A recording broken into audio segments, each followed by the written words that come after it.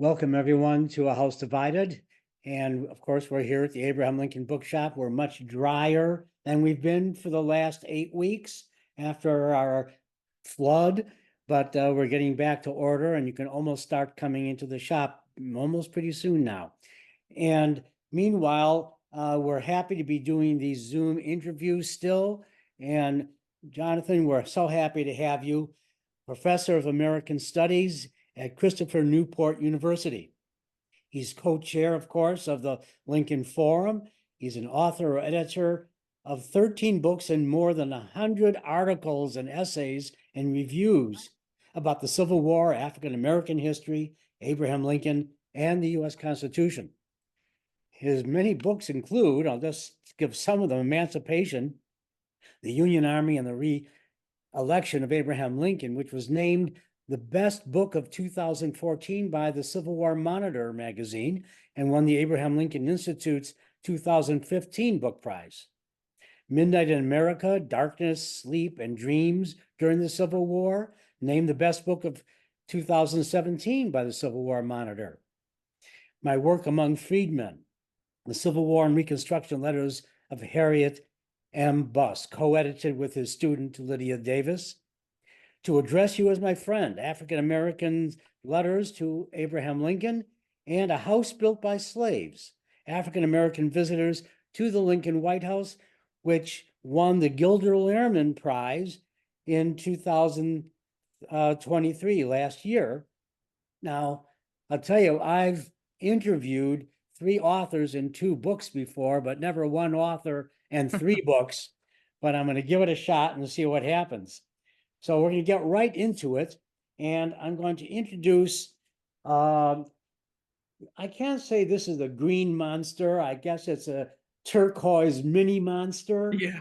It's over 700 pages, but this is Burlingame's biography of Lincoln, and it's called Abraham Lincoln: A Life by Michael Burlingame, edited and abridged by our esteemed colleague here, Jonathan White, Johns Hopkins University Press. 703 pages, about 75 of those are notes and index, and illustrated. It's $34.95. So if you haven't read The Green Monster and want to use that more as a reference, you could get into what Burlingame wants to say through the editing, the fine editing of John White. And I have some things to ask you about this. First of all, let's talk about the editing process and your approach. How do you approach editing someone else's work? What is your philosophy, if there is one? Well, it's a great question. So Michael asked me to do this a number of years ago. He had in his original contract with Hopkins that he would do the massive biography, which he published in 2008, and then that he would make an abridgment of it. And he just couldn't bring himself to do that cutting. You know, he had done so much extraordinary research and wanted to include all of it in there. So having to pick and choose what to cut out, I think, was a really hard thing as an author to do. So he asked me to take that on, and as I did, I wanted to think about what were the big themes that Michael wanted to include, but then also try to pick some of the best nuggets, I guess you could say. So a lot of times when you read The Green Monster, Michael will tell a story about Lincoln, and then he'll say, his research is so deep that he'll say, here's what this person thought about it, and here's what this person thought, and you might get 6 different perspectives of the same event. And so one of the things I tried to do was, as I would read through the book, I would think about, okay, what's the best one? And then use that to try to illustrate an event rather than have 5 or 6 different perspectives. You know, when I was thinking about this and this exact question, I was thinking of 2 greats in the field of Washingtoniana, and that's Douglas Southwell Freeman and Flexner's book, 4-volume. Flexner was not successful in editing his own work. He just like you're alluding to, Michael, he knew too much. He had said too much. He didn't know how to really cut it because everything almost was important to him. Yeah. Richard Harwell was much more successful editing Freeman's Washington, and as a 1-volume until Ron Chernow's book, that was really the best one out. So again, what do you think about that? What's more difficult, editing your own work or someone else's? Well, editing someone else's, I think, is easier. And now what I had to do, I had to take it from 1.2 million words down to about 300,000. That was the task that I had before me. And Did your so publishers say that 300,000 words? that's what Hopkins wanted. And when I finally finished, I think I was at about 315 and I thought, okay, I'm close enough. We're going to leave it there. In a 700-page book, you're not going to tell the difference, I think, between 300,000 and 315. So I would print out a chapter and I would read it. And I would just read it through and get a sense of what's going on in this chapter. And then on the printout, I would actually by hand cross things out. And at times it would be crossing out a whole paragraph or a whole page or multiple pages, or at other times it might be making line edits to sentences. And I would do that, and then I would type it into my computer. And as I made those edits in my computer, I often cut out a little bit more. I would then send it to Michael. And for the most part, he would approve of what I had done. But on occasion, his word was restore. He would say, I've restored a few sections that you've cut. And so we would just go through this chapter by chapter. And when I got through all 36 chapters for the first time, I probably still had another 100,000 words to cut or so. So I ended up going through them again, and each chapter I went through at least twice cutting, and then some of the chapters I did 3 or 4 times. But that was the process. It was a laborious one, but I took it on for a couple of reasons. One, I always wanted to have my name on a book with a major scholar like that. So when I remember seeing The Impending Crisis by David Potter, and it was finished by Don Fehrenbacher. And I always thought I would love to be connected to a major work in that way. And so that was part of the reason for doing it. And then part of the reason is I just learned so much through this process. Going through it time and time again just gave me such a much more rich understanding of Lincoln. And there are so many extraordinary quotes in there. So for a while I was tweeting, I would just tweet these great Lincoln quotes, and nobody knew where I was getting all these from. But it was as I was working through Michael's biography, that's a great quote, I'm going to tweet it. And then people would share it and kind of get that sort of enjoyment out of these sometimes obscure Lincoln quotes that are just really fun to come across. Well, that's a great idea. I love that idea of if you're editing out things, you don't want them to go nowhere, especially if it's such a huge book like The Green Monster that many people may not find it ever. Yeah. You're exposing it. I love that. But, since it's only us, come a little closer to the computer. It's Yeah. only us. So Burlingame alludes just what you're saying, that things you have excised, he sometimes put back in. I'm sure you may have had some talking about that back and forth. Can you give us an example of something that you thought should be there, but Michael said, no, you're putting that back in? Oh Just God. between us. Yeah.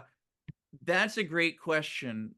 And I have it on my computer that we're on here. If I were to, so I did most of the editing around 2019, I think 2018, 19, maybe into 20.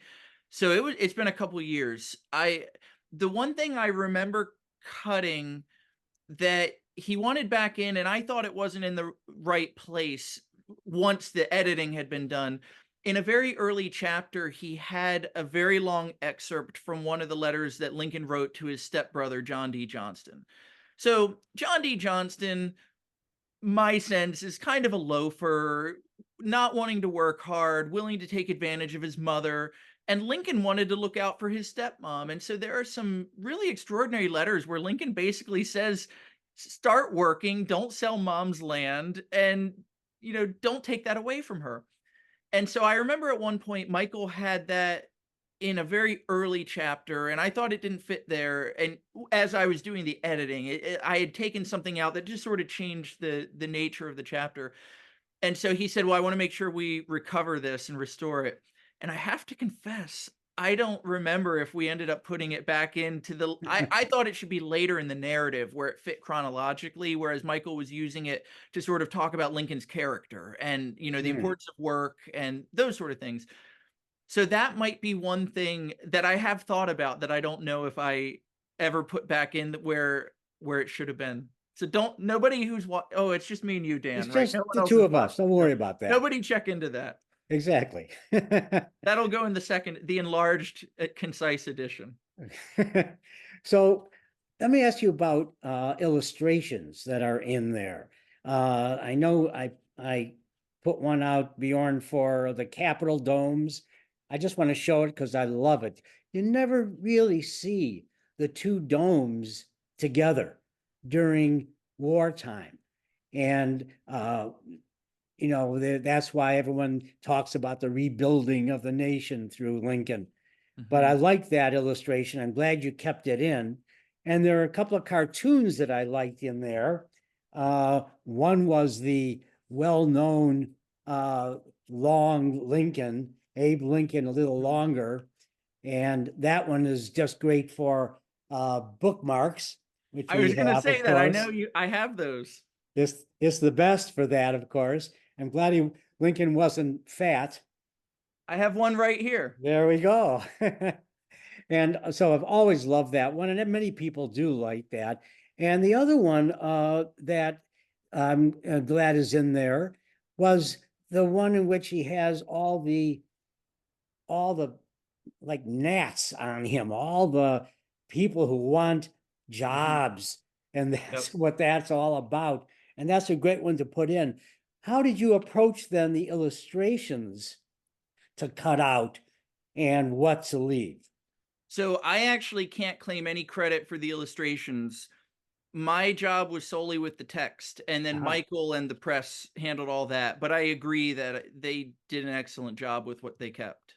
Did the chapter headings change? Did you revise that at all? That was something I had to think about early on, and I decided to keep the chapters exactly as they were, but then some of the subheadings changed, and in some cases, I eliminated whole subheadings, some Mhm. within a chapter. If there was, again, you what I always say to people is the green monster is encyclopedic. If Yep. what I don't know if I ever would have sat down and read it from page 1 to page however many thousand later if I hadn't done this project. Yet I had mined it over the years for a lot of my other books and articles. Of When I did course. my Merriman book, I read all the stuff on 1861 at the beginning of the war and got what I needed. Or when I did my stuff on the election of 1864, I read that. So I had read entire chapters, but I don't know that I would have ever read from beginning to end. But this really forced me to do that. And it was something I was very grateful to have the opportunity to do. Well, I want to remind people that if like anyone else, David Donald or Ron White or anyone who's written a one volume on Lincoln, and you want to know Burlingame's take, and you're not going to get into the Green Monster except as John is here to pick out things that you need because it's such a great reference. Mhm. Here's your chance to get into the mind of Michael Burlingame through the mind of John White. And I don't think that's a bad thing at all. So it's a way that could happen.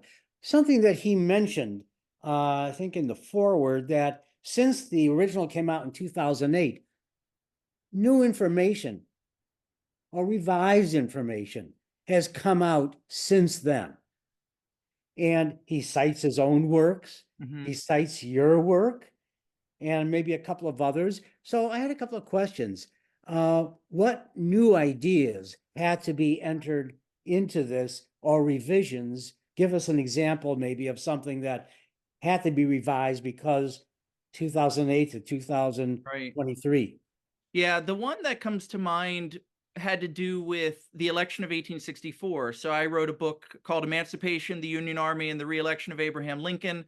And in that book, I tried to make the case that soldiers were not as gung ho about emancipation as we have often thought they were, that they were really prioritizing union, and that we should be wary of just interpreting that statistic that is often thrown out of 78% of the soldiers voted for Lincoln in 1864. And a lot of scholars have said, well, that's evidence that they came to support emancipation. And so I actually didn't incorporate that into the new version, but then during the revising process where Michael and I went back and forth, he put it in, and he actually very generously put, as historian Jonathan W. White writes or something, and I felt a little bashful about that, so I cut out my name, and I don't know if he put it back in or not. I actually haven't sat down to read the book since, so I don't know if it's back in there, but that was one of the things that he worked in. There were a couple of things where he found maybe clarifying evidence or, uh, small errors to fix, so we took care of some things like that. And then, Michael is actually working on a new edition of Henry C. Whitney's memoirs of Recollections of Lincoln, because Life on Michael the Circuit. found things that were left out. And so that's going to be Wow. published by the University of Illinois, I think later this year or early next year. And because he had that at his disposal, I think he worked some of those materials in as well. Just briefly, quickly, is he any harder on Mary than he was before? Well, I think that it, I'm not sure anything's changed there, but people who want to know that can look at the American Can Marriage read also, because and can, actually one of the things I did do, there was a lot on Mary in The Green Monster yeah. that I thought was peripheral to the Lincoln story. And so one of the things he and I talked about was we cut much of that material out because it wasn't essential to the Abraham Lincoln story. And I also knew he was writing An American Marriage at the same time. And so he agreed that stuff can go into that book, and then this would be more focused on Lincoln. All right, very good. Well, let's switch to our second book, your second book here. Uh, and this is the newest one, really. And this is your book for children, 6 to 10. My confession is I sat on a couch and read this. I loved it. I said, this is an adult book as well. This is Oh, thank terrific. you. I just love the book. And so this is called My Day with Abe Lincoln. And throughout our discussion, I'm going to do something I never do. I'll call him Abe. Yeah.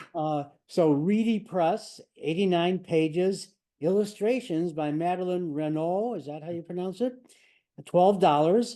And I'm going to give a suggestion with this, that you people out there think of stockpiling this. Buy 5, buy 10. You're going to get this book plate in it, and you're going to foster in young people a fascination maybe with Lincoln or with history.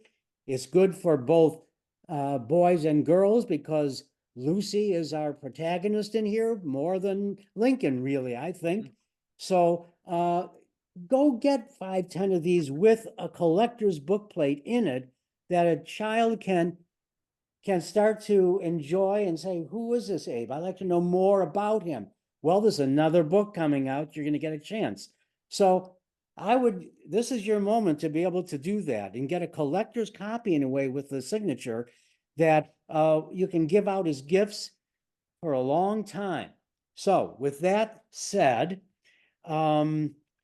it's, as I said, for 6 to 10, but I gave a copy to I was telling you before we got on, a 5-year-old next door to me at home, and he read it pretty nicely because Yeah. his sister couldn't, the same age, but he could. So 50%, your kid might like reading this. So what makes a good work? It's good stories well told, and it's relatable to what Lincoln is, that he was a poor speller, that he was teased going to school because of what he wore on his head. So kids can relate to Lincoln through this. Mm-hmm. Now, you had 2 inspirations, you told me, for the book. One was Burlingame, Mm-hmm. because you were reading so much about the youth. What did you see in there that convinced you to continue on that way? So as I was working on Michael's book, editing it down, anytime I saw something that I thought could be useful for another project, I would pluck it out and put it into another file. And at some point, when I was working on Lincoln's early life, I thought, I want to do a children's book. I want to bring Lincoln's childhood to life for kids. And there are a lot of decent kids books about Lincoln, but they're all sort of nonfiction and, same stories over and over again. And here I was reading, I think, the most thoroughly researched modern biography, if not the most thoroughly researched biography of Lincoln, getting so much out of it. And I thought, there's a lot here that I think would be of interest to kids. So I dabbled with how to approach writing a children's book, and I thought about doing a picture book or just a biography, but then I thought there's enough of that already. So I had the idea of this little girl named Lucy, and she wakes up one Monday morning and she doesn't want to go to school. And I think anyone who's a parent has experienced this at some point in their lives with their kids. And, in the book, Lucy throws a tantrum and she figures, well, maybe if I dress in the silliest outfit I can, my parents won't let me go to school. So she puts on some crazy clothes. And then to top it off, she puts on her brother's top hat from his magic kit, and that transports her back to Spencer County, Indiana in the 1820s, where she meets Abe and Sarah Lincoln and goes to school with them and then back to the Lincoln cabin. And throughout her day, you see a couple of different things. On the one hand, you get the feeling of excitement of a 21st century kid who's encountering a totally different world. But then also she learns all about Lincoln. And so all these stories that I was learning in Michael's book and that come out in Herndon's Informants and other books like that, I was able to take them and then put them into her experience. Either she experiences them or she hears about them from Sarah or Abe or one of their relatives. And what I like to tell people is the book is 100% historically accurate except for the time travel. But Yeah. everything she learns about Lincoln is Well, that true. was a wonderful idea, that making that hat, the time travel, and then show Abe the hat that he was going Yeah. to wear going on. Okay, that's Um, the other part that's not accurate. That's not how Lincoln got his stovepipe hat, but I figured it would work well for the story. and he didn't go on circuit by putting the hat on and off. All of a sudden he's in Ottawa. No, then he's in Right. Freeport. All right. Um, and just quickly, what about the sources that Michael had in his work for all of these stories? Did Mhm. you have to, I don't know, you didn't have to, but did you look at sources to see what they were saying before you put it into the book? So there were a couple of cases. So when I wanted to get at what did the schoolhouse look like, I went to his footnotes and then found the original sources in Herndon's Informants. Or when I tell the story of the spelling bee, I went to the original sources there, the recollections that Herndon collected. For other stories, I relied on Michael. And the thing about Michael's Green Monster is he includes so many sources at length as block quotes that you often get the full context that you need. But in cases where I thought I needed more, I would go to the originals. How old is Link Abe in this book? So I never explicitly state it. In real life, when he was at Andrew Crawford's school, he was about 14 or 15 years old. So he's probably, I probably depict him as a little bit younger than he would have been at that school. And I do that in a sense to make him more relatable to a third grade girl. He's clearly older, but he's not quite as old as he would have been in real life. And when you look at them at this point, Abe is taller than his older sister. So it Hmm. makes sense if he was a teenager, he would have had a growth spurt probably already. Yeah. So that's how that happened. Um,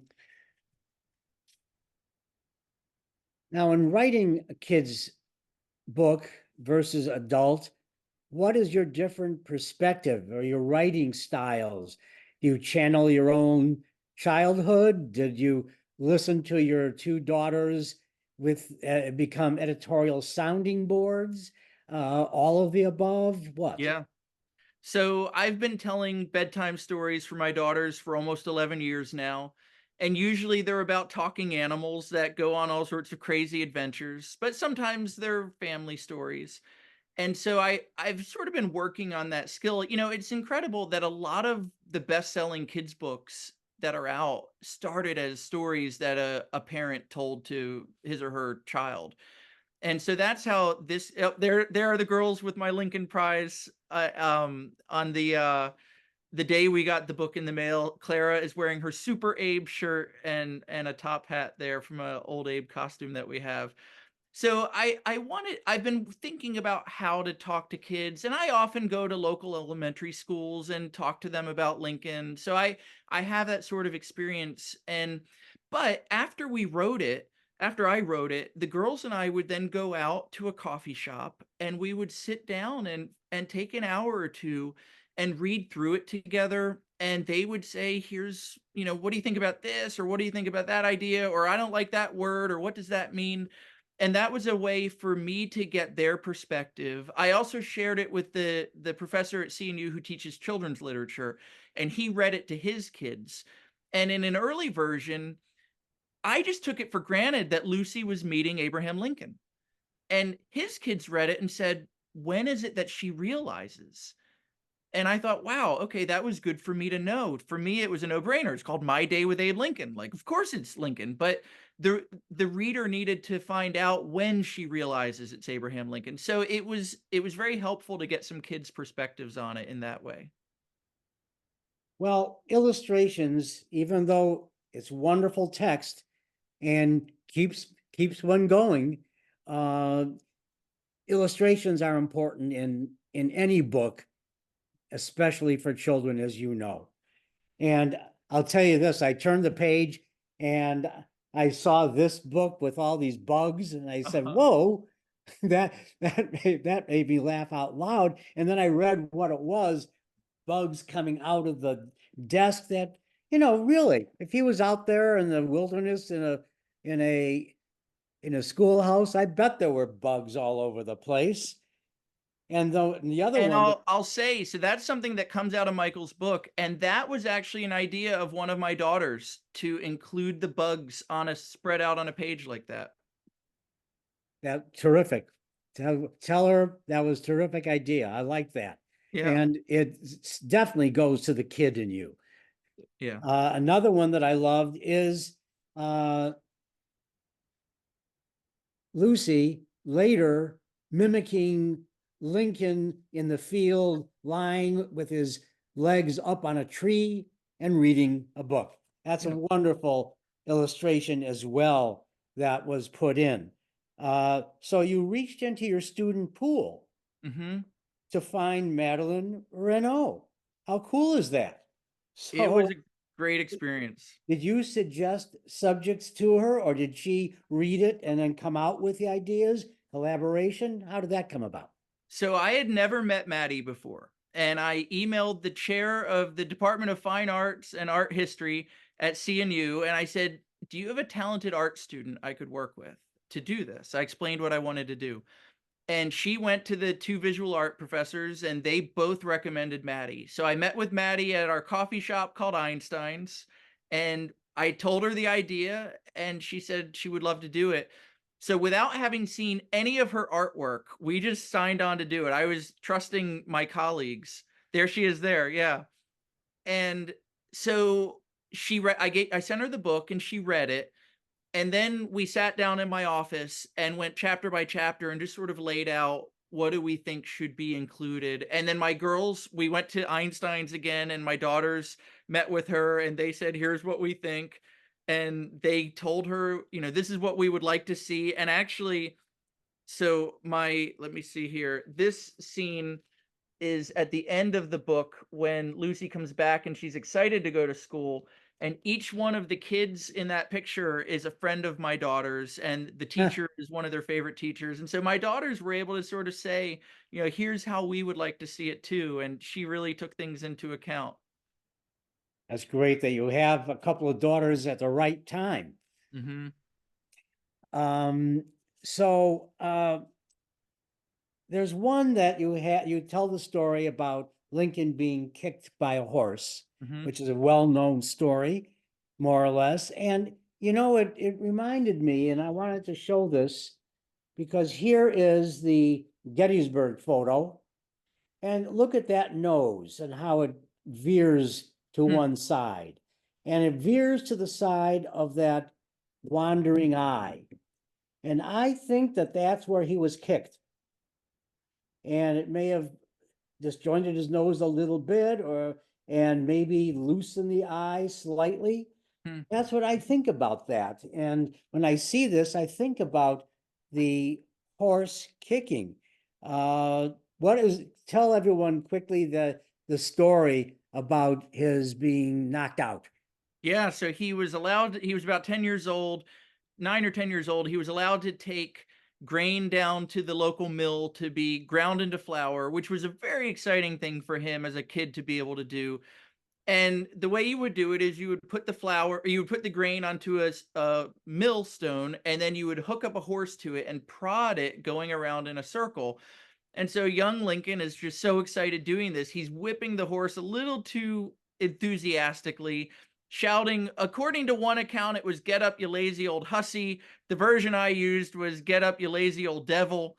Both accounts come down to us. And the horse didn't like this. It reared up. And Lincoln, when he was running for president, in third person, said he was apparently killed for a time.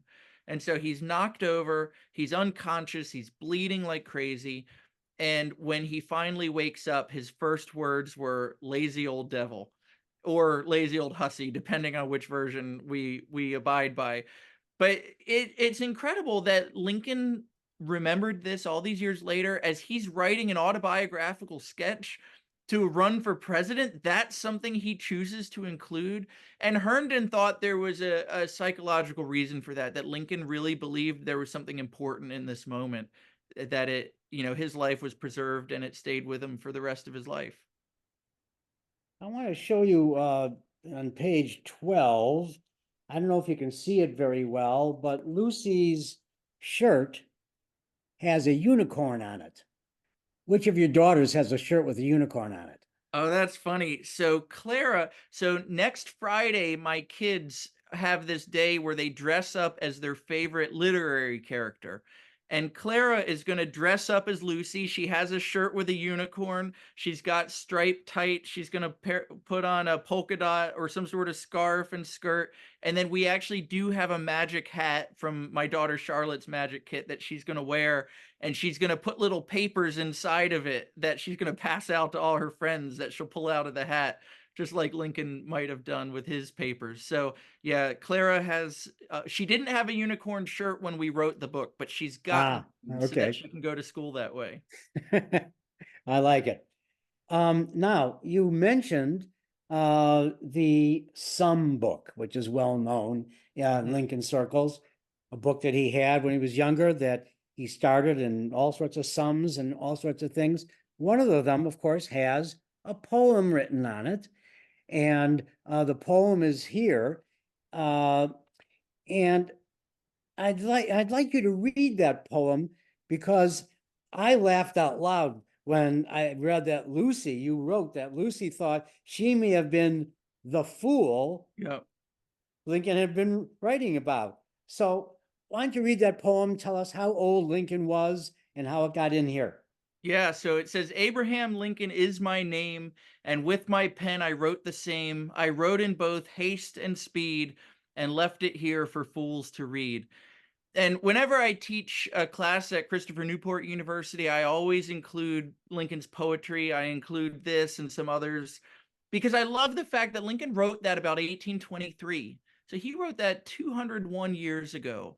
And yet here we are all these years later still reading it, like this little doggerel that Lincoln wrote.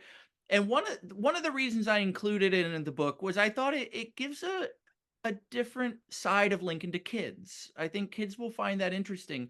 I'm not a particular fan of Gary Wills's book Lincoln at Gettysburg. I think he gets it wrong. But one of the things that Will says is that, by dabbling with poetry at a young age, Lincoln was writing these poems and then he writes the poems like My Childhood Home in the 1840s. Lincoln was learning how to put words together and how to make them sound right. And so that's something that he's doing there. He's playing with language, and that's going to pay off for him later as a speechwriter and a politician. But then the other reason I really enjoyed or wanted to include that poem is it's a big theme of the book that Lincoln struggled with spelling. And in that poem, Lincoln misspells the words name and haste.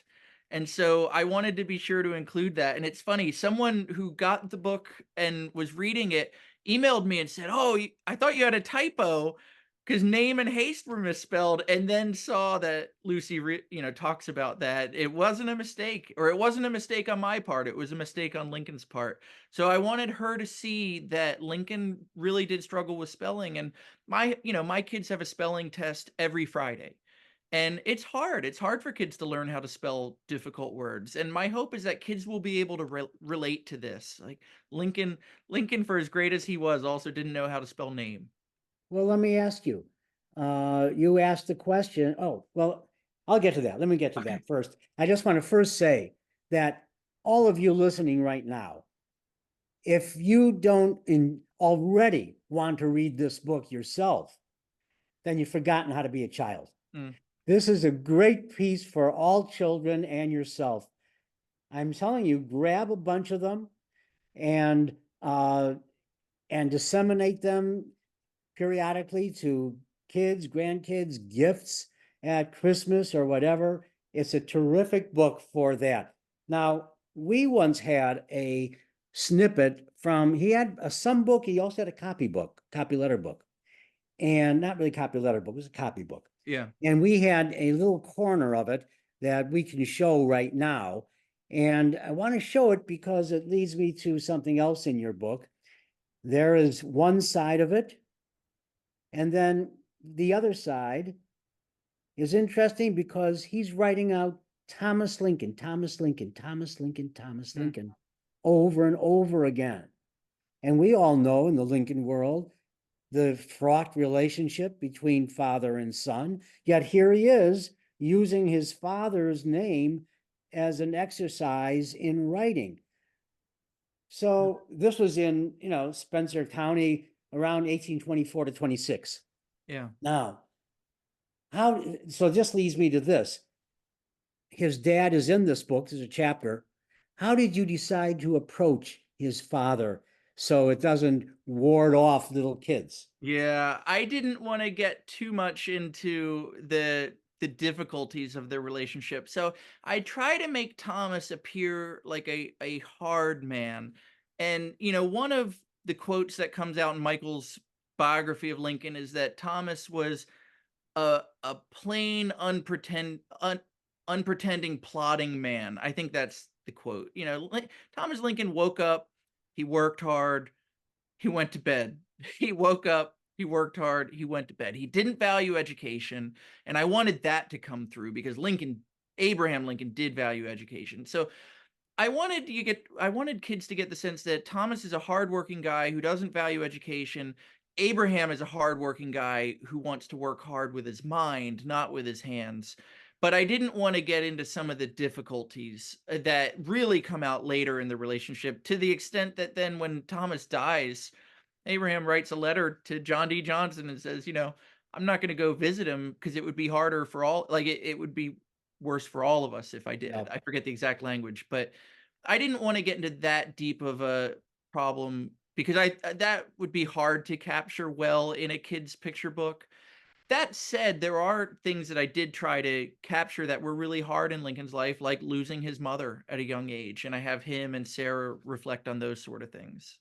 It's amazing how prevalent death was not only in Lincoln's life but in his era. Yeah. And he saw a lot of it. And you cannot skirt around the death in his life, whether that is part of his melancholia or he was just wired that way, we'll not know.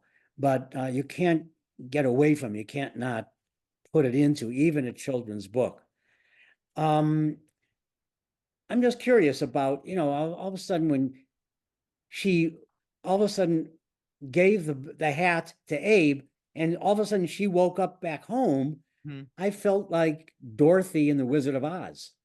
Yeah. Is that at all in your mind when you were getting her to be knocked on the head with a house with a hat, and Yeah, then no, I'd never made that connection. That's interesting. So when I originally wrote it, I had her sort of slipping around upstairs in her tights, and she slides down the stairs and falls and hits her head. And I sent it to Alan Gelzo and he read it and he said, no one's going to want to publish this because you're going to have kids who are going to try to hurt themselves to travel back in time. And I think he's right. I I mean, I tried, it didn't remember work. yeah, it just doesn't work. And I don't Yeah. want to be sued. So I was talking then with a colleague of mine named Frank Garman, who's a historian and who has an incredible book coming out this fall. And Frank said, well, why don't you have her put on a hat?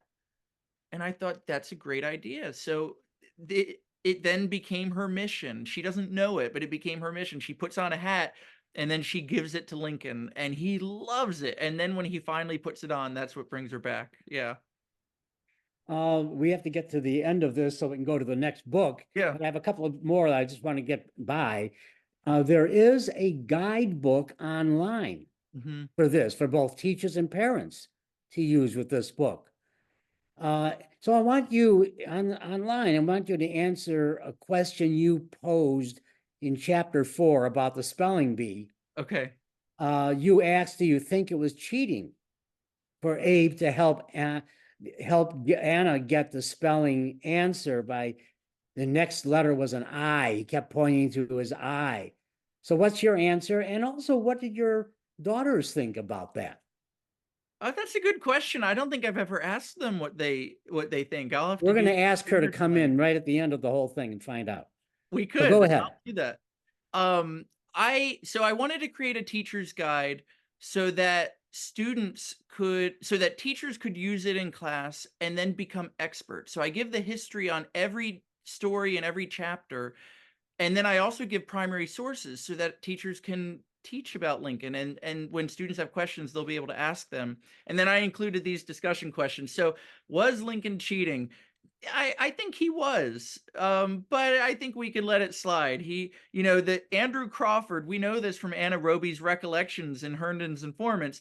Andrew Crawford said, if you students don't get this right, I'm keeping you in school all night, which I think sounds like more of a punishment for the teacher than for the students.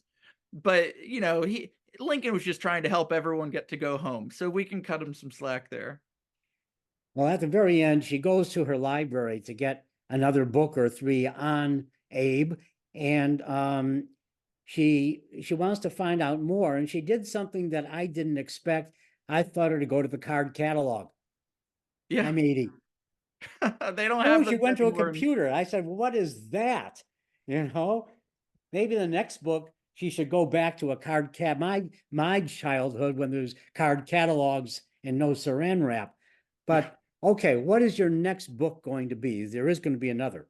Yeah, I'm hoping to do 3 in the end. I've already written book 2. In book 2, she travels to the White House in August of 1861. Her family goes to Washington, D.C. for spring break. She winds up in the Lincoln bedroom, goes back in time, interrupts a Lincoln cabinet meeting. And when Lincoln sees her, she instantly knows who he is.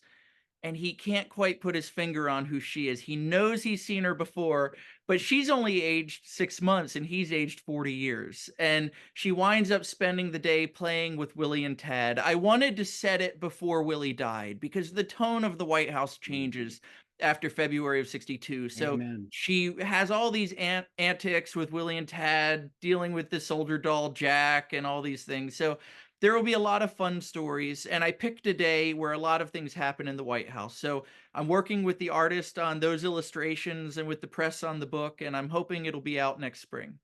All right.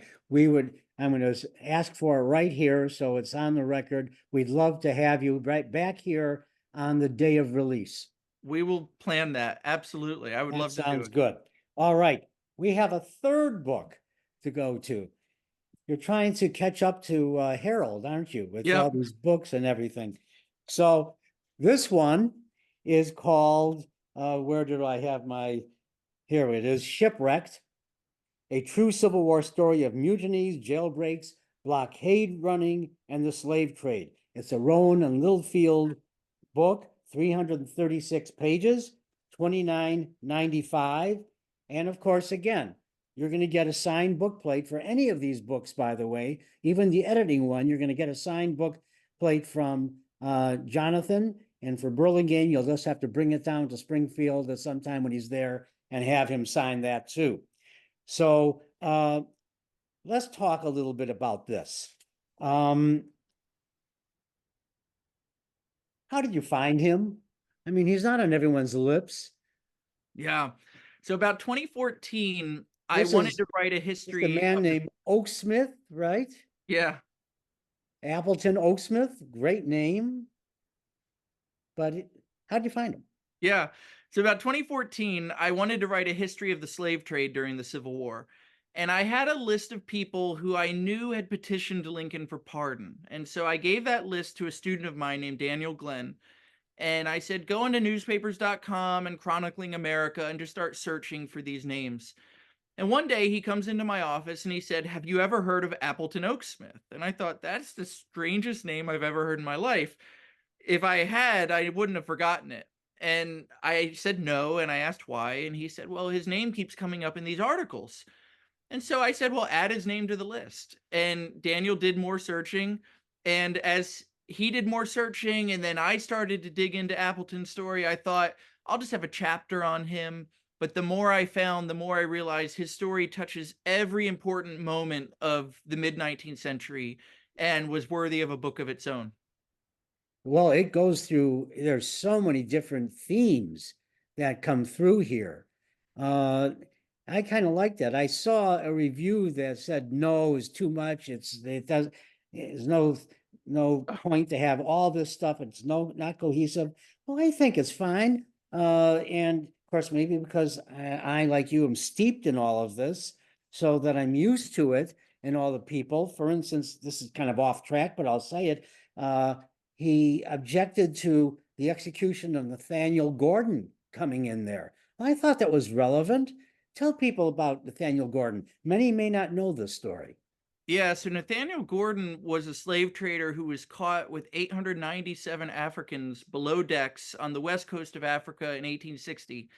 He went to trial, and the first trial led to a hung jury, but then Lincoln's prosecutor came in and sequestered the jury and led a second trial, which led to a conviction and an execution. And it's important because Nathaniel Gordon is the only time in American history that a slave trader was executed for slave trading. It had been piracy since 1820, but for 40 years, no one ever feared being found, in any way, meaningful way, liable for that crime. But Lincoln wanted to prove to Americans and to the world that he would destroy the slave trade. And thousands of people petitioned Lincoln seeking pardon for Gordon, or at least clemency. Throw him in prison, throw away the key, but don't execute him. But Lincoln held firm, and in February of 62 had Gordon executed at a prison called the Tombs in Manhattan. I don't know why. This is not really a question. I'm not sure why I should even bring this up right now, but our talking about this just reminded me of something that Lincoln is being excoriated about, that he executed 32 Indians, 38, yeah. 38 Indians, all at once in a square. And, actually after pardoning over 300, is it because who's being executed that you think maybe today we could take the one but not the other? That's an amorphous question that I don't know where it's going. Yeah, I mean, the racial dynamic in the case of the Dakota Warriors is a very important part of that story. My view of Lincoln, and this comes out in a lot of the different books I've written, is that he always sought what he believed was the just outcome. So, in the case of the Sleeping Sentinel, which I wrote about in Midnight in America, here's this young kid who volunteers, stays up several nights on guard duty, falls asleep, gets sentenced to be executed. It's the beginning of the war. Lincoln pardons him. Justice required that this kid be pardoned. In the case of Nathaniel Gordon, justice required that he be executed.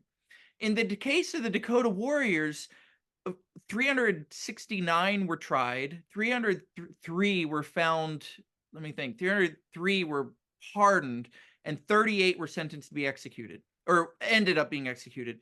And in that case, what Lincoln did was he had lawyers in Washington, D.C. review each case file. And what he wanted to find out was which Dakota warriors were picked up on the battlefield as prisoners of war and which ones killed innocent civilians, non-combatants, or raped women. And he narrowed it down to only execute the 38 that had been shown to have done what we would today consider a war crime. From his perspective, justice required if you committed a war crime, you would be executed. And he treated white prisoners the same way. If you did what would be considered a war crime, you were more likely to have your sentence carried out. Mhm. And in case after case after case, you can see that that was how Lincoln thought about the pardon power. Today, the pardon power is so political. It's like, well, who's my friend or something like that. Yeah, And right, there right. was some of that in that day too. But for Gordon or for the Indians, he only executed if he thought justice required it. Well, that was a, let's go back to the book. Sure. I want to ask you about his mother, Elizabeth Oakes Smith, who was a known writer in her day, actually, not known today at all. Uh, Not maybe your book might bring her back a little bit, but how does she illuminate her son's story? And uh, also, did her abolitionist tendencies, which maybe didn't stay all the time, devolve on her son? So Elizabeth Oaksmith was a very prominent writer, novelist, poet, essayist, lecturer. I'm convinced that if the story I told in Shipwreck hadn't happened, we would know her today like we know Susan B. Anthony or Elizabeth Cady Stanton. She was that prominent in her day. And in fact, there is an Elizabeth Oaksmith Society run out of Chicago by a professor at, I want to say, Northern Illinois, or yeah, I think that's where it is, and an English professor. He's trying to bring her back. Timothy Huh. Sherman is his name. But today she is mostly forgotten. And she really tried to instill a love of education in her kids, in her sons. And she was a very prominent reformer. She pushes for women's rights. She supports abolitionism, but for her, women's rights is always the first priority, and abolitionism is second. Her son become Appleton becomes a Democrat, and he is very pro-slavery. So he kind of doesn't take on any of those reform characteristics that I think she tries to instill in him. We just obtained the very last issue of the Liberator, Wow. and in it, Elizabeth Cady Stanton has a letter that's saying, yes, the abolition, what all of you are doing is saying that the freed slaves, some of them can have the vote, but we can't. Yep. Talking about women. You're giving it to them, but denying it to us. Yep. Lengthy letter in there. That was interesting thought. Maybe I'll show that on Take a Break with History sometime. That would be great. Uh, Appleton, talking about poetry and Lincoln's poetry, he was a poet. Mhm. You seem to bring in a bunch of his poetry in here. How does that help your story? So even though Appleton didn't turn to professional writing like his parents, he loved to write poetry, and they give insight into his thinking. So at various points in his life, he's involved in it. There, I've done a couple of interviews, and two people have said he's like the Forrest Gump of the Civil War era. He just kind of pops up in all these different moments, and I thought Right. that's really true. And so his poetry often reflects what's going on in his life at different points. So after he gets arrested for slave trading, he writes these really, dark poems about how he feels being in prison. Before that, during the secession crisis, he actually writes very patriotic poems about the importance of the Union and preserving the Union. And then later in the story, he becomes very bitter against the Union and actually turns to Confederate blockade running. And he writes poems about like hymns to the Confederacy. And so the poems are always kind of giving a special insight into what's going on in his mind at different parts of his life.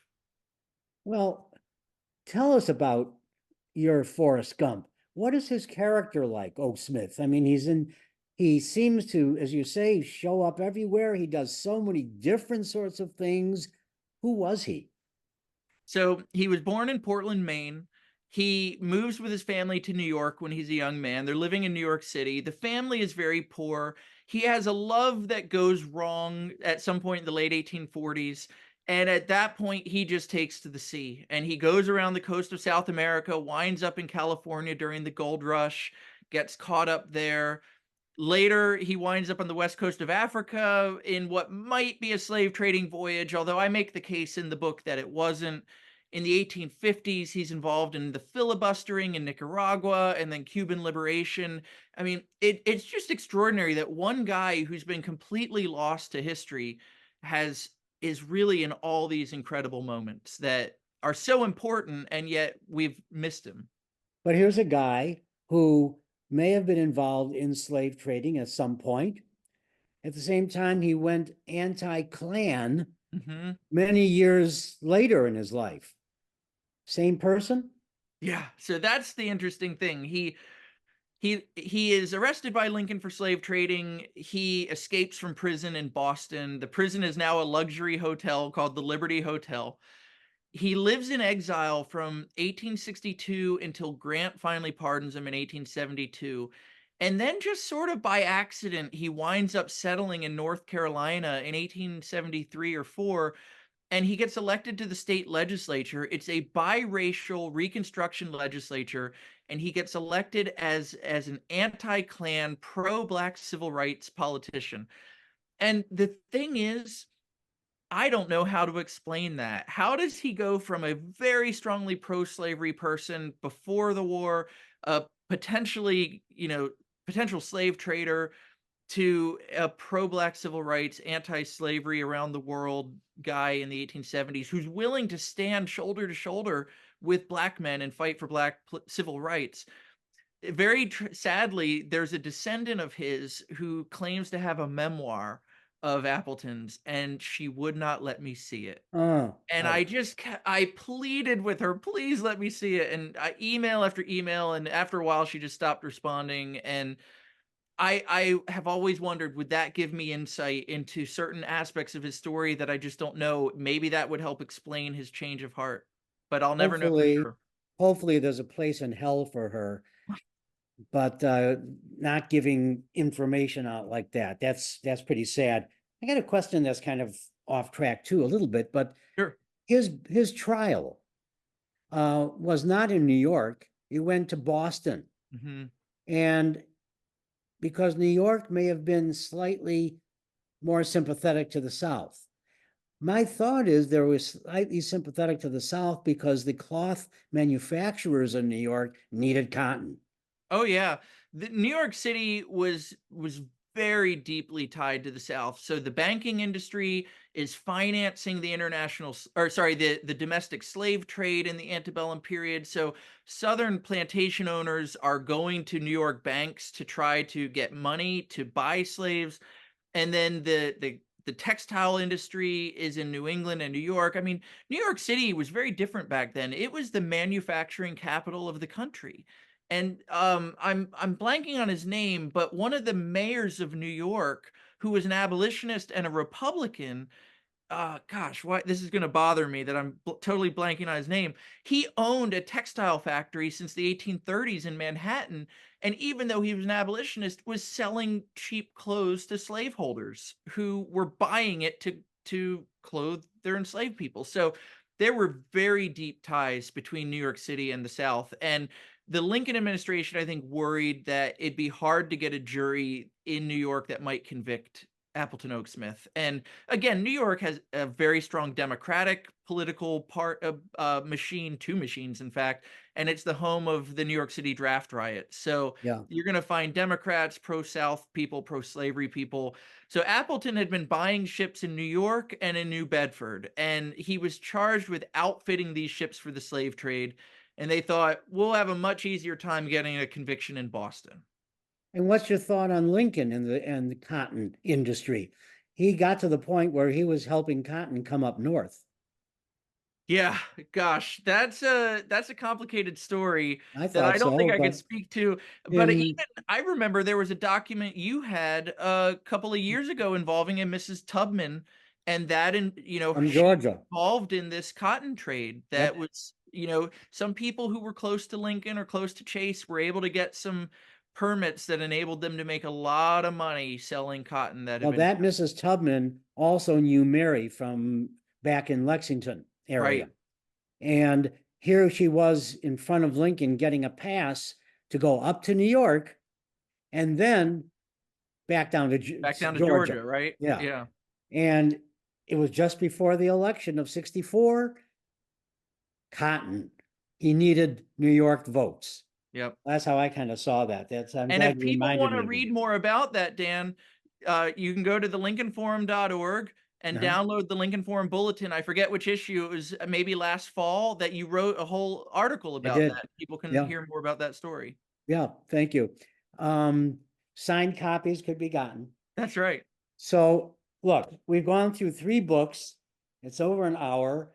And I'm wondering maybe if there's someone who'd like to ask a question. I'm just going to say backwards, Shipwrecked. You've heard a lot about it because he's been around, Jonathan has, but it's a really interesting book. If you're not interested from what we said today, then you're just not listening to a great story. You know, I'm flogging this book.